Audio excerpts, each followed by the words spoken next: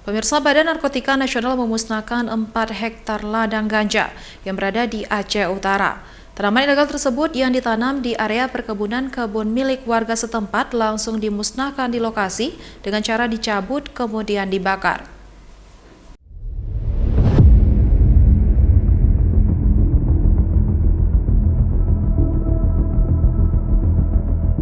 Puluhan personel gabungan Badan Narkotika Nasional bersama TNI Polri memusnahkan 4 hektar ladang ganja di 3 lokasi terpisah yang berada di kawasan perbukitan Dusun Alu Garut, Tepin Resip, Kecamatan Sawang, Aceh Utara, Rabu kemarin.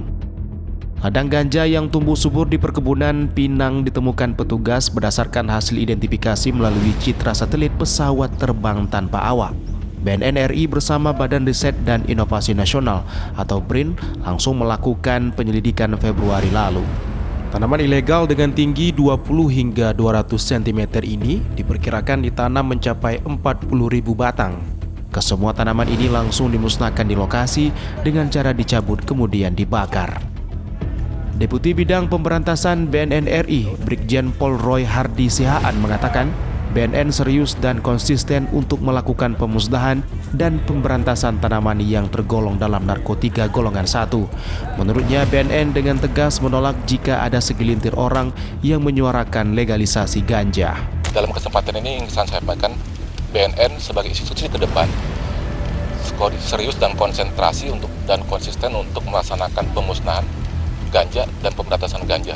Termasuk dalam kesempatan ini saya sampaikan bahwa ada segelintir orang yang ingin berusaha melegalisasi ganja. BNN konsisten untuk menyatakan menolak untuk legalisasi ganja karena segelintir orang ini bukan mewakili masyarakat, tetapi segelintir orang ini adalah sebagian kecil dari sebagian masyarakat besar yang ingin memusnahkan ganja di wilayah Republik Indonesia.